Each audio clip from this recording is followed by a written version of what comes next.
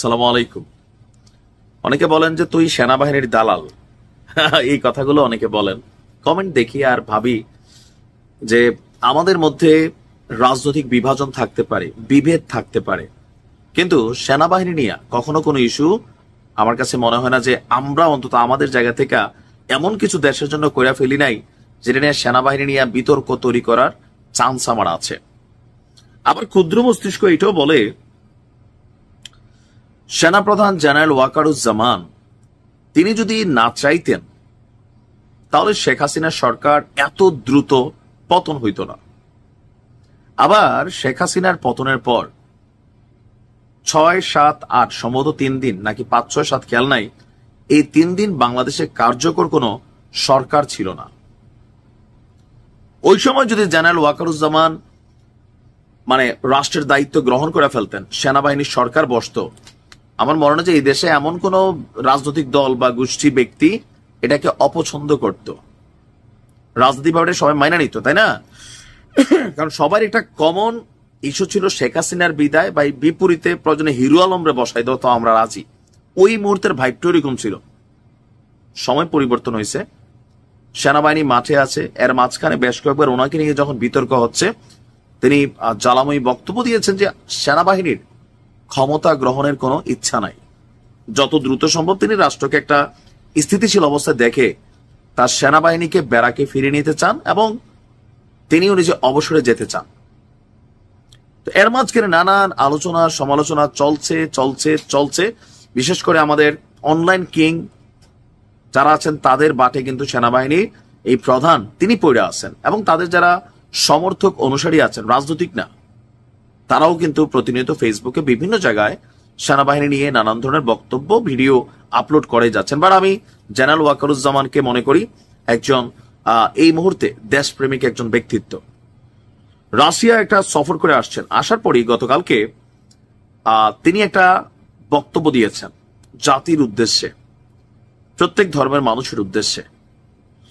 সেনাবাহিনী প্রধান জেনারেল ওয়াকারুজ্জামান বলছেন হিংসা বিদ্বেষহীন সম্প্রীতির একটি দেশ আমরা গড়ে তুলতে চাই। আসলে তো এটাই আমরা বাংলাদেশ চাই। ছিল এক সময়, কালে কালে শকুনেরা নজর দিয়েছে, কখনো পাকিস্তান জিন্দাবাদ শকুনেরা, কখনো ভারত কি জয় হো শকুনেরা নজর দিছে। ডিভাইডেশন আছে, এখনো আছে, গুপ্ত অবস্থায় আছে অথবা প্রকাশ্যে এরা আছে। তো আমাদের সেনাপ্রধান বলছেন এদেশ সবার, হিন্দু বৌদ্ধ খ্রিস্টান মুসলিম সবারই দেশ, এই সম্প্রীতি বজায় রেখে আমাদেরকে বসবাস করতে হবে, আমরা বাস করতে চাই। তো গতকালকে ডক্টর ইউনূস এবং সেনাপ্রধান সহ অনেকেই একটা প্রোগ্রামে গিয়েছিলেন, সেটা হচ্ছে ঢাকার মেরুল বাড্ডায় আন্তর্জাতিক বৌদ্ধ বিহারে সম্প্রীতি ভবনের ভিত্তিপ্রস্তর স্থাপন করা হয়। সেখানে তিনি অন্যান্যরা বক্তব্য দিয়েছেন। তো ওনারা বক্তব্যটা ছিল পার্বত্য চট্টগ্রামের শান্তি বজায় রাখতে সেনাবাহিনী প্রস্তুত, এজন্য যা কিছু প্রয়োজন তা করতে তারা অঙ্গীকারবদ্ধ। দেশের সব সম্প্রদায়ের মধ্যে সম্প্রীতি রক্ষায় যা কিছু করতে হয় সেটা করতে প্রস্তুত থাকবে বাংলাদেশ সেনাবাহিনী।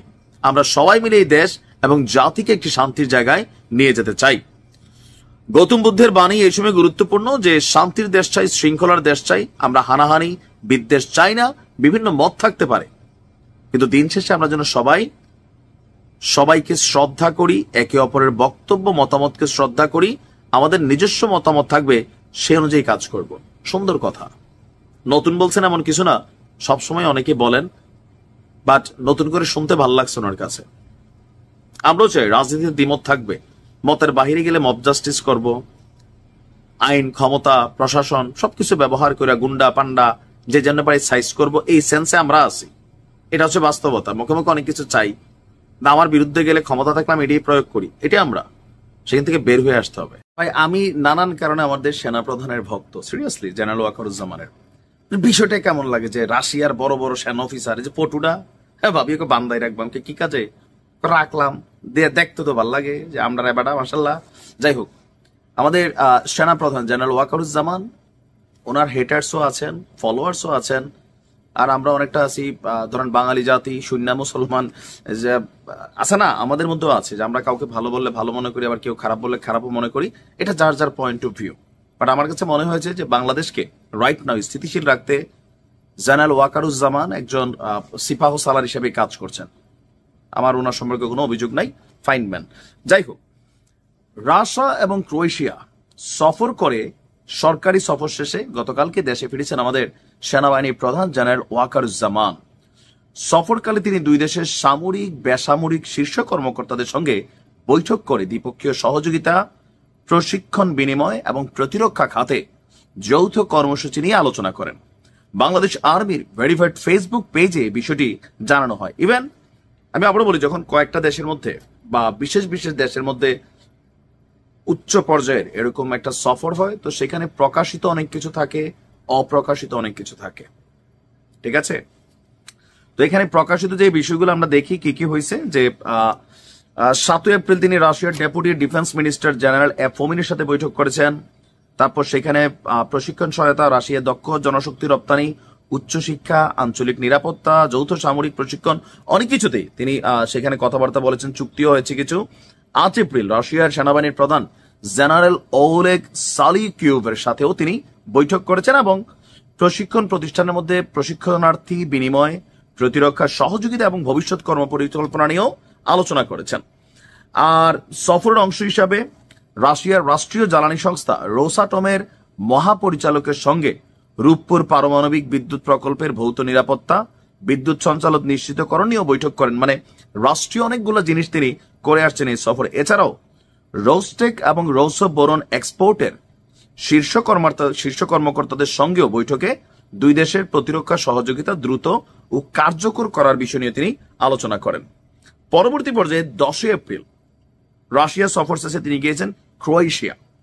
ক্রোয়েশিয়ার সশস্ত্র বাহিনীর প্রধান লেফটেন্যান্ট জেনারেল তিহোমির কুন্দিদের সাথেও তিনি সাক্ষাৎ করেছেন। এই সময় বাংলাদেশ এবং ক্রোয়েশিয়ার মধ্যে সামরিক বিভিন্ন ইস্যু নিয়ে আলোচনা করেছেন। প্রতিরক্ষা শিল্প গঠনের সম্ভাবনা, সামরিক মহড়ার আয়োজন, প্রশিক্ষণ, সক্ষমতা বৃদ্ধি, সেনাবাহিনীর বিভিন্ন দিকগুলো নিয়ে গুরুত্বপূর্ণ আলোচনা তারা করেছেন। আর 6 এপ্রিল থেকে 10 এপ্রিল তিনি ক্রোয়েশিয়া প্লাস রাশিয়া সবকিছু মিলে একটা সফল সফর শেষে বাংলাদেশে ফিরেছেন। এগুলো হচ্ছে দৃশ্যত বক্তব্য, অদৃশ্য কিছু নাই, আছে, থাকে, এটি আমরা বলার দরকার নাই, তারা জানলেই সারব। তবে কেউ কেউ বলছেন সেখানে বেশ কিছু অস্ত্র ক্রয়ের চুক্তি, কারণ রাশিয়া থেকে আমরা আগেই কিনি, নতুন কিছু না। তবে ক্রোয়েশিয়া থেকে আমার ধারণা ওইরকম কেনার কিছু নাই, খুব বড় যে শক্তিশালী অস্ত্র উৎপাদনকারী দেশ তা না। তবে ফুটবল ভালো খেলে ক্রোয়েশিয়া, তাই না? আমিও ক্রোয়েশিয়ার খেলা দেখি, ভাল লাগে। তবে আমার কাছে ওভারঅল যে জিনিসটা ভাল লাগছে, এই মুহূর্তে বাংলাদেশের সংকটকালীন মুহূর্তে বা বিশ্বের এই অস্থির একটা মুহূর্তে, যে হ্যাঁ বাংলাদেশের সাথে কার সম্পর্ক আছে, রাশিয়ার পুতিনের, যায় তারা আসা যাওয়া করে, একসাথে চা বিস্কুট খায়, দেখতে তো ভাল লাগে, তাই না? আর রাশিয়া বাংলাদেশের পুরান বন্ধু। 1971 আজকের দিনের চীন আর আমেরিকা যে ভালোবাসা দেখায়, ছিল না। তৎকালীন সময় এরা পাকিস্তানের তেল মারছে, সাপোর্ট করছে। Russia one and only bluetooth country, বাংলাদেশকে যুদ্ধ পরবর্তী সময়েও সহযোগিতা করেছে। এরকম সফর হইতে থাকুক, আর ছবি টবি আমরা প্রিন্ট করে বাধাই করে রাখবো। ভালো থাকুন, আসসালামু আলাইকুম।